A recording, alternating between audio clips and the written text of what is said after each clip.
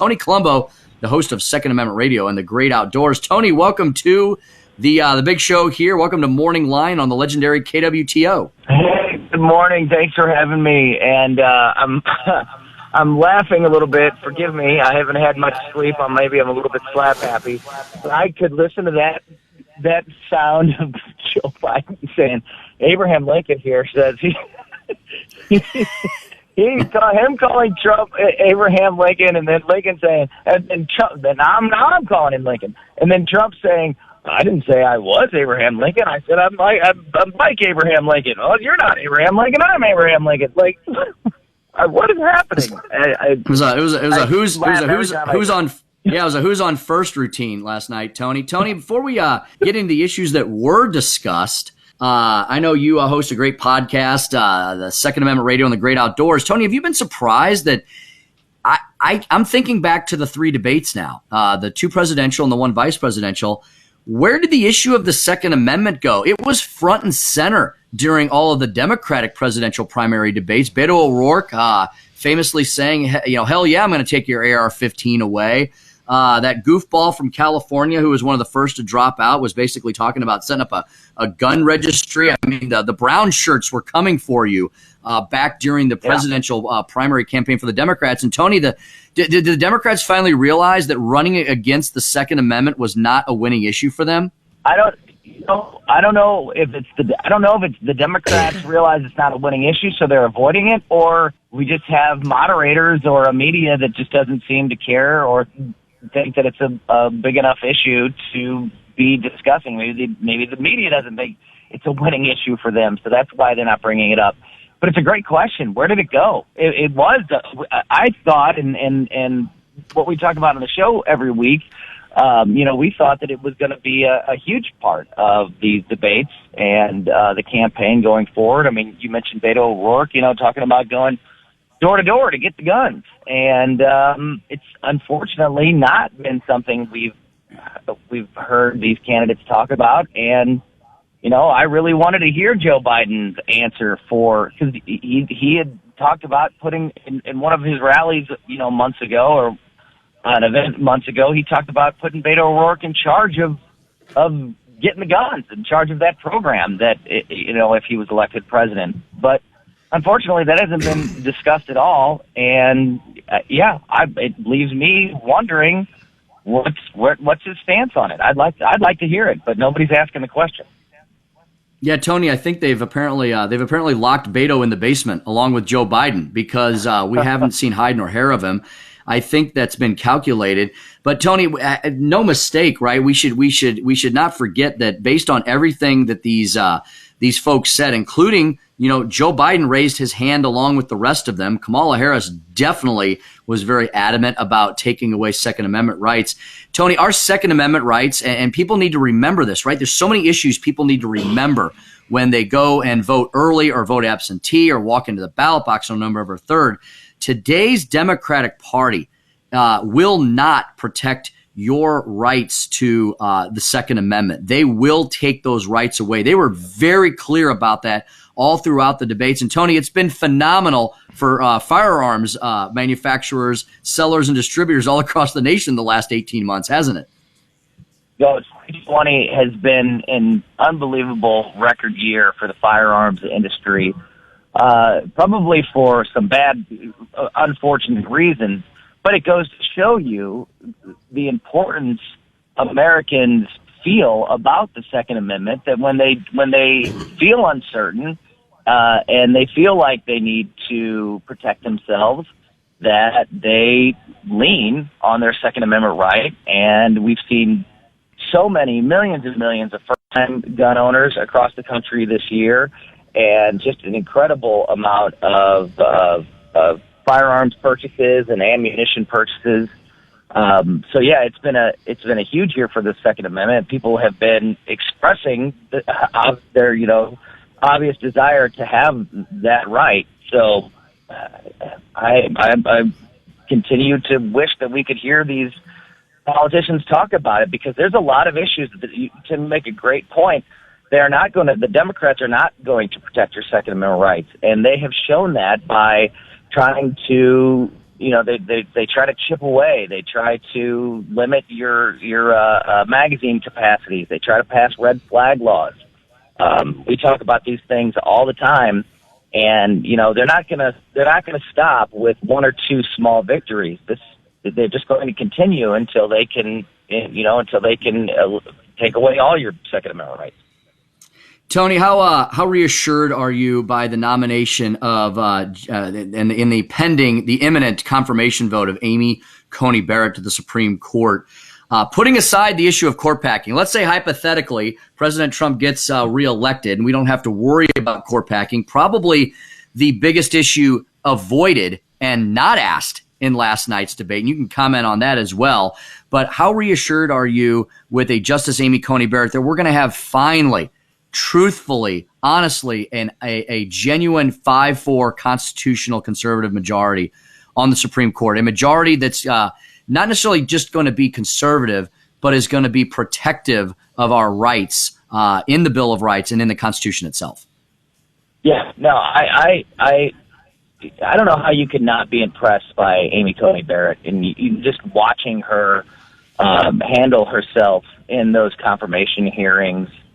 She's obviously a very brilliant mind. Whether you agree with her or not, it is impossible to, whether she may be too conservative for you, but to say that she's not qualified for the job is absurd. And, elections have consequences, and the Republicans have the White House and they have the Senate, and they have the constitutional, not only right, but they have the constitutional responsibility to fill that court seat, and they've done it, and they've done it with somebody that's incredibly qualified. And yeah, to your point about the court packing, I'm complaining about not getting a question, not getting to hear about the Second Amendment in these debates. We don't even get to hear about court packing in these debates, and that's a front and center issue right now. One of the biggest things surrounding Joe Biden, along obviously with the Hunter Biden stuff, is his refusal to answer these questions about court packing. But again, we have these moderators that don't even ask the question. Yet another error of omission. You mentioned the Hunter Biden scandals. Tony, what a dramatic scene last night. Immediately before the debate, we have a real live human being, right? Not someone hiding in the shadows, not someone hiding behind whistleblower status. A brave young man, a former lieutenant, retired lieutenant from the U.S. Navy, an avowed and admitted registered Democrat, someone who says he has donated to the Democratic Party, but says he just cannot allow this corruption to go unchecked. And that has to do with the Biden family's foreign dealings, raking in millions of dollars on their name. And so, I saw that Brian Kilmeade made a great point this morning. He said, so wait a minute, we're supposed to believe Colonel Vindman, going back to the Ukrainian quid pro quo hearings, we're supposed to believe Colonel Vindman, but we're supposed to ignore Lieutenant Bobulinski when he says that Joe Biden is the big guy. He told us everybody that was referenced in those text messages, and the emails, the laptop from hell, as President Trump aptly named it last night. Once again, Tony, massive double standard. Once again, the height of hypocrisy from the media. Tony, what isn't it a danger to our very democracy that we have the national media, 90+% of them that people get their news from, putting their fingers on the pulse of this election? The most frustrating thing about the debate last night was the moderator's refusal to allow that question to be answered and discussed and defended by Joe Biden. And the president, he harped on it. He brought it up a couple of times. Some people wanted to bring it up even more. I thought the president did a pretty good job of bringing that issue up and trying to press Joe on it. And there was a couple of times that big guy moment that you're talking about, when Trump said something along the lines of, maybe you're the big guy, Joe, and America, a lot of people want to know, who's the big guy? Is it you, Joe? And it kind of hung there for a second, and then Joe starts to answer, and the moderator jumps in and says, well, Mr. President, or, I'd like to stick on the topic of what, blah, blah, blah, blah, and just bail him out. And that exact situation played out 2 or 3 times, and this was it. This was our one and only chance. Joe Biden does very few press conferences anyway, very few rallies anyway. Nobody's going to ask him the question about Hunter Biden. If they do, if a reporter does, he won't answer it. He'll call it Russian interference, and nobody will press him on it. This was our one chance. This is the one opportunity that we were going to get to have Joe Biden be forced to answer the question, whether he would have dodged or not, whatever. I still wanted to hear what he had to say, and the moderator just bailed him out. Every time he started to engage that question, I was mad at Trump in the first debate for not allowing Biden to answer the question, because he kept cutting Joe off every time he started to give a bad answer, or even the time that he started to talk about Hunter. And this time, the president was the one asking the questions and setting it up, and the moderator was the one cutting him off. Nobody will let Joe answer this question, and this was it. This was the one time we had at it. He's not going to get pressed on that by anybody in the media over the next 10, 11 days. So I beyond frustrated with that situation last night, and it just goes to show you that it's hard to watch this stuff and say that we're on a level playing field, because it's so obvious that that's not the case.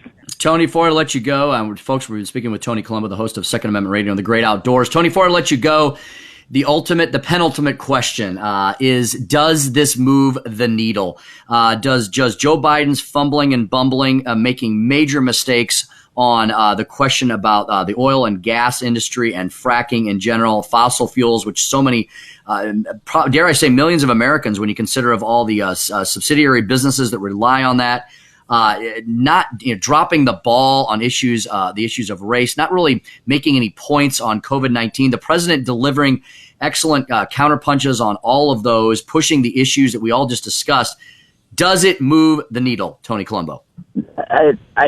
I don't think so. I don't think it moves the needle, and I think that that's what Joe Biden and Donald Trump both needed to do. Usually, we're talking in these debates a couple weeks away from an election that this is the last opportunity for these candidates to convince the moderates and the independents to switch over to their side. I don't think we have any moderates or independents right now. I think everybody's made up their mind what side they're on. But what these candidates can still do is motivate those people that may not go and vote on Election Day to get up and do so. Barack Obama was able to motivate millions of people that would otherwise not really participate in an election, and he motivated those people to go vote, and he won. Hillary Clinton did not motivate those people. She lost. Joe Biden last night did not motivate, in my opinion, anybody to, there's going to be plenty of people that vote for Joe Biden simply because they hate Donald Trump. A whole lot, maybe enough to win the election, but to make sure that he wins that election, he needs to motivate people that otherwise aren't inclined to vote to get up and vote, inspire some passion and motivation in them.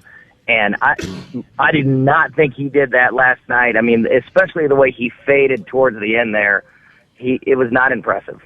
Fantastic. Tony, how can people get the podcast? You can hear the Second Amendment Radio and the Great Outdoors podcast just about anywhere you get podcasts, Apple Podcasts. Just search it, Google it, you'll find it. We put out 2 podcasts every week. If you like hearing talk about the Second Amendment, hunting, fishing, camping, law and order, that's what we discuss each and every week. Fantastic. Tony Colombo, our guest this morning, the host of Second Amendment Radio and the Great Outdoors.